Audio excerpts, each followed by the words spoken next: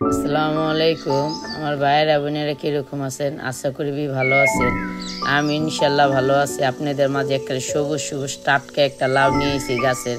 আমার গাছের না, আমি গাছ মাছ বুনতে ঢাকা শহরে তো থাকাই কষ্ট, আবার তো গাছগাছালি বুনা বাবা অনেক কিছু। এটা তাই মনে করেন লাউটা খুবই কুচি, অনেক সুন্দর। লাউটা আপনার ভাই কিনে আনছে বাজার থেকে টাটকাতে। আপনার ভাই কইতাছে লাউটা যখন টাটকা আনছি টাটকে রাইন্দা দিবা। তা আগে ফ্রিজে মনে করেন শৈল মাছ আসছিল, শৈল মাছ দেওয়া খুব সুন্দর করে লটা পটা কইরা আট ঠাট্টা কইরা একটা চটপট করে একটা লাউয়ের রেসিপি বানামো। তো মনে করেন আমার সাথে থাকেন ও দেখতে থাকেন লাউটা আমি কিভাবে রান্না করি।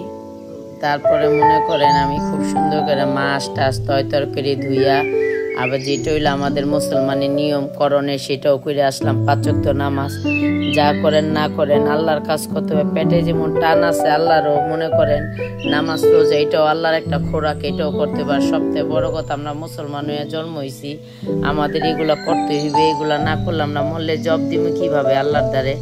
গুনাহগার বান্দার জীবনে যে গুনাহ কামাইছে এই গুনার মানে কিভাবে জব দিব নিজেও জানি না, কিন্তু বাদ বাকি সময় মনে করেন যতটুকুই পারি মনে করেন গুনার থেকে বাঁচতে, সেটুকু আমরা চেষ্টা করুন যে কিভাবে আমরা গুনার থেকে বাঁচতে পারি।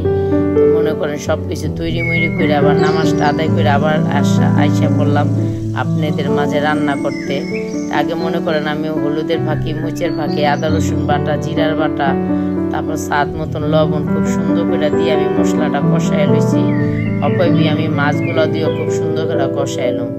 আর কদু দেখবেন আপনি সব জিনিস দা মজা। সব জিনিস বলতে হইলে একমাত্র শৈল মাছ, টাকি মাছ, ইলিশ মাছ, চিংড়ি মাছ আর দেশি মুরগি দেওয়া যদি রান্না করেন এটাও কিন্তু অনেক মজা, খাইবার পারলে খুবই মজাতে। বাসায় চেষ্টা করবেন রান্নার জন্য।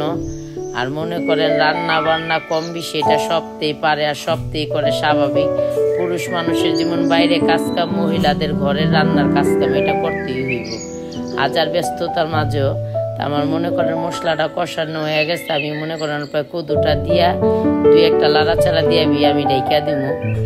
পরে মনে করেন ঝুল দিছি। পরে মনে করেন এই সাইডে ওই সাইডটা একেবারে বুড়া মাসে যেমন লোল পড়া যায় চারিদিকটা তরকারিরও মনে করেন লোল পড়তেছে।